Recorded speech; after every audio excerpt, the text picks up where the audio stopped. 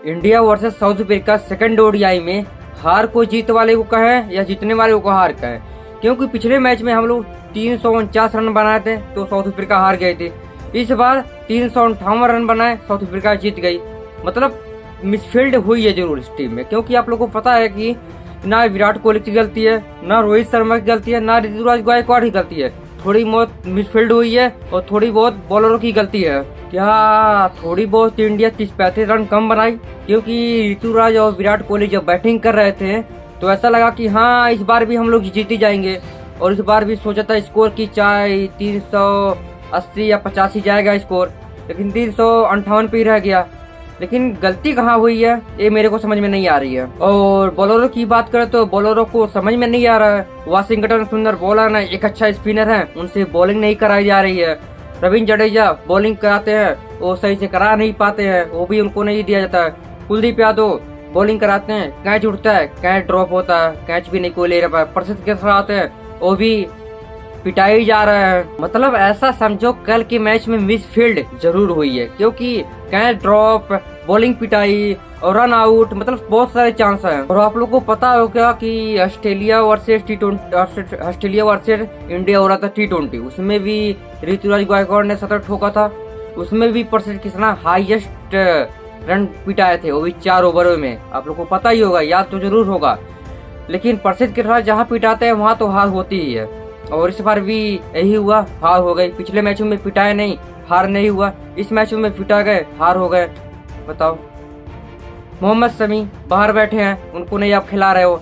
मोहम्मद सिराज वो भी बाहर बैठे हैं, रेस्ट दिया जा रहा है। भैया खिलाओ, मैच जीतना है, रेस्ट दिया जा रहा है, वो भी नहीं खेल पाए। जसप्रीत बुमराह उनको भी 1-2 मैच खिलाना ही चाहिए था, उसमें भी आप रेस्ट दे रहे हो, उसमें भी नहीं खेलना है। मतलब प्लेयरों को थोड़ी बहुत चिंताएं नहीं होनी पाई जा रही है। और देखो इस बार 8 ओवर में मतलब 82 रन दे दिए उन्होंने, और एक भी विकेट नहीं। और ऐसा लगो कि जो पाकिस्तान का हारिस रऊफ नहीं है, जो पाकिस्तान के खिलाफ करता है, पिटाता ही जाता है, बाद में बोलता है यार तो होगा जरूर तो चूतिया को। लेकिन उस तरह से हमें लग रहा है प्रसिद्ध कृष्णा इस समय पिटाया जा रहा है। मतलब समझो रुकने का नाम नहीं, पिटा ही जा रहा है। और मेरे हिसाब से प्रसिद्ध कृष्णा को 2, 3, 4 मतलब 4 ओवर रोक के वाशिंगटन सुंदर को दिया होता तो मेरे हिसाब से लगता कि कोई मैच हो आप जीत जाते हैं। लेकिन उनको बॉलिंग का नाम ही नहीं है, एक भी ओवर कराया ही नहीं हो। तो कृष्णा के साथ साथ प्रसिद्ध कृष्णा के साथ साथ वाशिंगटन सुंदर की भी थोड़ी बहुत गलती है। उनकी गलती नहीं है, जो मेन होते हैं उनकी गलती है, जो मतलब समझो केरल की गलती है। उनको बैटिंग सही से होती नहीं है प्रसिद्ध कृष्णा से। और बॉलिंग की बात करो तो बॉलिंग ना के बराबर, उनको बॉलिंग दे ही नहीं जाती है। मतलब 1-2 ओवर देना चाहिए, चांस तो देखना चाहिए ना, लेकिन नहीं, उनको फील्डिंग कराई जाती है। और जडेजा की बात करो तो ना बैटिंग में ना बॉलिंग में आज उनका मन ही नहीं था, कुछ करने नहीं पा रहे थे। और कुलदीप यादव को तो पिछले मैच में 4 विकेट लिए थे, वो भी कैच ही आउट था, थोड़ी बहुत स्टैंपिंग हुई थी।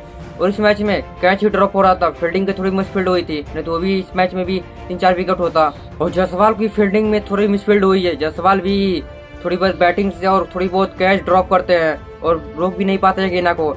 और जायसवाल के ऊपर ज्यादा प्रेशर है, क्योंकि उनको सोचना चाहिए कि मुझे अगला जाके मौका मिलेगा कि नहीं, क्योंकि मुझे नहीं लगता कि मौका दिया जाएगा सुमन गिल के आने के बाद, तो किसी को जरूर हटाया जाएगा। वाशिंगटन सुंदर को भी उनको बॉलिंग पे थोड़ी बहुत ध्यान देनी चाहिए, लेकिन वो बॉलिंग पे ध्यान नहीं दे रहे हैं, क्योंकि अगला सीरीज खेलेंगे जरूर, लेकिन थोड़ी बहुत उनको ध्यान नहीं दिया जा रहा है कि हम बॉलिंग पे ध्यान दें, ना ही बैटिंग पे ही। हालांकि टेस्ट सीरीज में और रविंद्र जडेजा और सुंदर अच्छा ही खेले थे, लेकिन ओडीआई में पता नहीं क्या हो गया, ना बैटिंग से ना बॉलिंग से, दोनों प्लेयर कुछ भी नहीं कर पा रहे हैं। चलो कोई नहीं, जब तक रोहित और विराट है तब तक हम लोग की उम्मीद हटेगी नहीं। चलो अगला सीरीज देखते हैं, अगला सीरीज जीत जाएगी। थोड़ी बहुत मिसफील्ड हुई, अगली बार समझाएंगे प्लेयरों को, नहीं तुम ऐसा करो, तुम ऐसा करो। और थोड़ी बहुत केएल राहुल को भी चेहरे पे उदासी थी, वो जानते थे कि थोड़ी बहुत मिसफील्ड हो ही जाए, लेकिन वो बंदा प्लेयर कप्तान बहुत अच्छा है, 1 नंबर जर्सी है, तो 1% नहीं 90% सही, 80-95% सही है। किसी को नहीं बोलता, डांटता, तुम ऐसे करो, तुम वहाँ जाओ, तुम वहाँ जाओ। अपने अंदर दर्द रखा रहता है, किसी को बताता नहीं है केएल राहुल। खैर छोड़ो, अगला सीरीज देखते हैं क्या होता है। तो आप लोग से मिलते हैं अब अगली वीडियो में। चैनल को भी सब्सक्राइब कर देना। जय हिंद, जय भारत।